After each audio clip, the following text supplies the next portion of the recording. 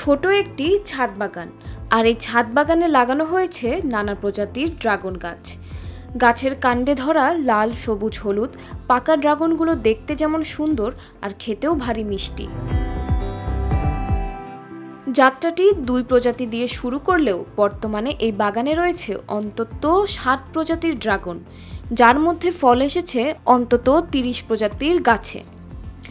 এছাড়া এই ছাদ বাগানে ড্রাগনের পাশাপাশি রয়েছে পাহাড়ি ফল প্যাশন ফ্রুটসও। কয়েক বছরের ব্যবধানে তিলে তিলে গড়ে তোলা এই বাগান দিয়েই বাজিমাত করেছেন শরীয়তপুরের যুবক হিমেল মোল্লা।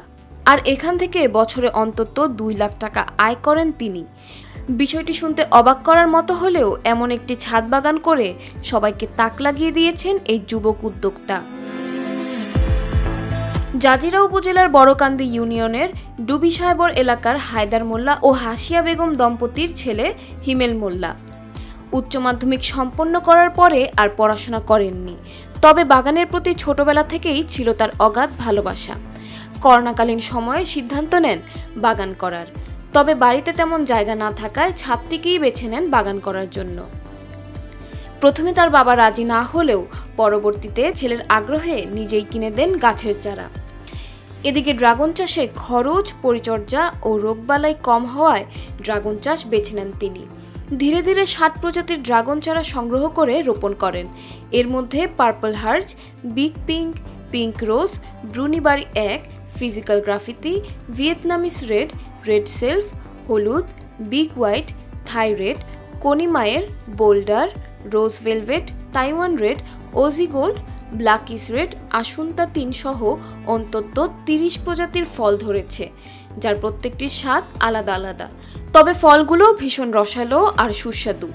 এদিকে তার বাগানের উৎপাদিত ড্রাগন সম্পূর্ণ অর্গানিক হওয়ায় বাজারেও ব্যাপক চাহিদা পান। প্রতি কেজি ফল 500 টাকায় বিক্রি করেন। এরপরও ক্রেতাদের চাহিদা অনুযায়ী যোগান দিতে পারেন না। ফলের পাশাপাশি গাছের কাটিং বিক্রি করেন তিনি। এতে বছরে কয়েক লাখ টাকা আয় হয় তার। এছাড়া তার বাগানে রয়েছে 6 জাতের প্যাশন ফ্রুটসের গাছ। এসব গাছের চারা বিক্রি করে ভালো টাকা উপার্জন করেন তিনি। প্রণোদনা পেলে বাণিজ্যিকভাবে ড্রাগন ও প্যাশন চাষ করতে চান তিনি। প্রথমত আমার শুরু হয় 2019 সাল থেকে। অনলাইন মাধ্যমে আমি দেখতে পারি, সামাজিক যোগাযোগের মাধ্যমে। তো তখন থেকে শুরু হয় 2টা জাত নিয়ে। তারপরে বাগান আস্তে আস্তে সম্প্রসারিত হয়, বিভিন্ন জাতের ফল অ্যাড করি। তারপর দেখা গেছে সমস্ত কিছু দেখার পরেও ড্রাগনটা দেখলাম যে একদম ইজি, অল্প পরিশ্রমে বা অল্প যত্নে, অল্প মাটিতে হয়ে যায়। ড্রাগনের মাটি কম লাগে অন্যান্য গাছের তুলনায়। সব মিলে হচ্ছে ড্রাগনটা এই জন্য করতে করতে এখন 60+ প্রজাতির ড্রাগন আমার কাছে আছে। আর এটার মার্কেট ভ্যালু যথেষ্ট ভালো।